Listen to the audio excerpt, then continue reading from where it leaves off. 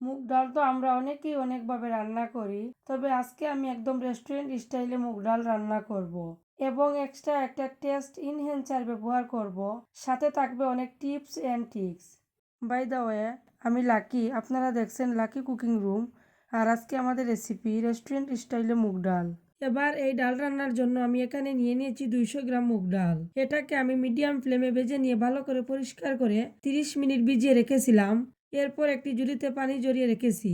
এবার একটি চুলায় প্যান বসিয়ে গ্যাসের ফ্লেমটা অন করে প্রায় 2 টেবিল চামচ সয়াবিন তেল দিয়ে দিচ্ছি। তেল গরম হয়ে গেলে ফোড়নের জন্য দিচ্ছি একটি তেজপাতা, 2টি শুকনা লঙ্কা, অল্প করে দারুচিনি, লং এবং এলাচ। এগুলোকে আলতো হাতে নাড়াচাড়া দিয়ে 20 সেকেন্ড ভেজে নিচ্ছি। এবার অ্যাড করছি মিডিয়াম সাইজের 2টি পেঁয়াজ কুচি। ভালো করে নাড়াচাড়া দিয়ে পেঁয়াজটাকে হালকা বাদামি করে ভেজে নিতে হবে। পেঁয়াজটা ভালো করে ভাজা হয়ে গেলে এরপর অ্যাড করছি 1 চামচ রসুন বাটা, 1 চামচ আদা বাটা। আদা এবং রসুনটাকে পেঁয়াজের সঙ্গে অল্প একটু ভেজে নিচ্ছি, যাতে আদা রসুনের কাঁচা গন্ধ ভাবটা চলে যায়। এরপর আগে থেকে পানি ঝরিয়ে রাখা মুগ ডাল দিয়ে পেঁয়াজের সঙ্গে ভালো করে মিশিয়ে নিচ্ছি।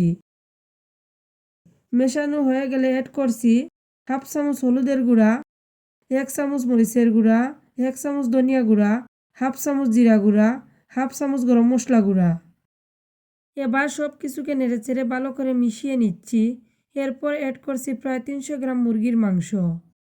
মাংসটাকে আমি আগে থেকে ধুয়ে পানি ঝরিয়ে রেখেছিলাম। এবার মাংসটাকে ডালের সঙ্গে ভালো করে মিশিয়ে নিচ্ছি।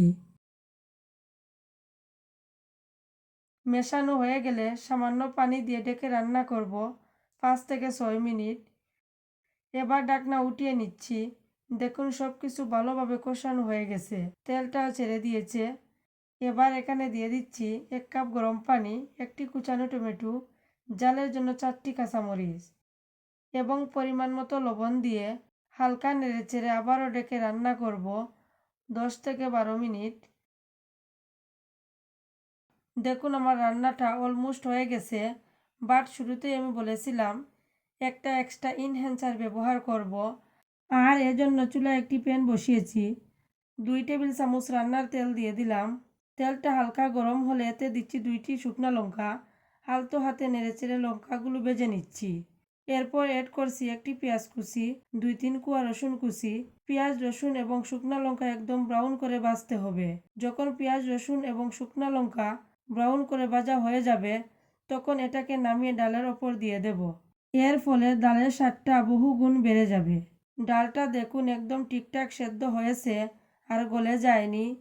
তো রান্না হয়ে গিয়েছে, গ্যাসের ফ্লেমটা অফ করে দেব। খুব সুন্দর একটা ফ্লেভার এসেছে, একদম পারফেক্ট একটা মুগ ডাল রান্না হয়েছে। আশা করছি মুগ ডালের এই রেসিপিটি আপনাদের ভালো লেগেছে।